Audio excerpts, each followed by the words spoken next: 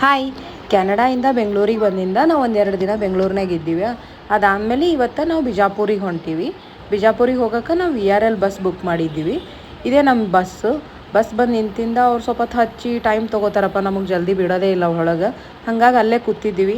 ಅನನ್ಯ ನಂಗೆ ಹೊಟ್ಟೆ ನುಸಾಕತ್ತದಂತ ಎಷ್ಟೊತ್ತನ ಹತ್ಲು. ನಾವೀಗ ಬಸ್ ಜರ್ನಿ ಹೆಂಗೆ ಮಾಡಬು ಅಂತ ಅಂಜಿದ್ದೀವಿ.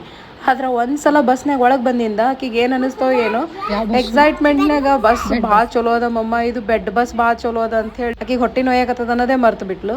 ವಿನಯ್ ಊಟ ಮಾಡಿಕೊಂಡು ನನಗೆ ಪಾರ್ಸಲ್ ತೊಗೊಂಬಂದಿದ್ರ ಇಡ್ಲಿ ಜೊತೆ ಚಟ್ನಿ ಕೊಟ್ಟಿದ್ರಪ್ಪ. ಅದಂತೂ ಭಾರಿ ಚಲೋ ಇತ್ತ. ನಾನು ಇನ್ನೊಂದೆರಡು ಇಡ್ಲಿ ತರಲಿಲ್ಲ ನೋಡು ಅಂತ ಅಂದ್ಕೊಂಡೆ. ಇಡ್ಲಿ ತಿಂದು ಅದ್ರ ಜೊತೆಗೆ ಒಂದು ಎಲೆನೂ ತೊಗೊಂಬಂದಿದ್ರ, ಅದನ್ನು ತಿಂದೆ. ಅದಾದಮೇಲೆ ಅನನ್ಯಾಗ ಒಂದು ಸ್ವಲ್ಪ ಟ್ಯಾಬ್ ಕೊಟ್ಟಿದ್ದೆ.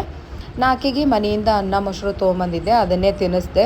ತಿಂದು ಆಕೆ ಒಂದು ಸ್ವಲ್ಪ ಹೊತ್ತು ಮಲ್ಕೊಂಡ್ಲು. ಭಾಳ ಏನು ಮಲಗಲಿಲ್ಲ, ಒಂದು ತಾಸೇನೋ ಮಲ್ಕೊಂಡ್ಲು ಅಷ್ಟೇ. ಅದಾದಮೇಲೆ ಹಿಂಗೆ ಎದ್ದು ಕೂತು ನಂಗೆ ನಿದ್ದೆ ಬರವಲ್ತು ಅಂತ ಹೇಳಿ ಇಡೀ ರಾತ್ರಿ ಇಷ್ಟೇ ಬಸ್ನಾಗ ಹೊರಗೆ ನೋಡ್ಕೊಂಡೇ ಕುಂತಾಳ. ಹಾಗೆ ಮುಂಜಾನೆನೂ ಆಯಿತು. ನೀವು ನೋಡ್ಬೋದು ಇಷ್ಟೋ ತನಕನೂ ಆಕೆ ಮಲ್ಕೊಂಡೇ ಇಲ್ಲ, ನಾನು ಮಲ್ಕೊಳ್ಳಿಲ್ಲ ಆಕಿನ ಸಲುವಾಗಿ.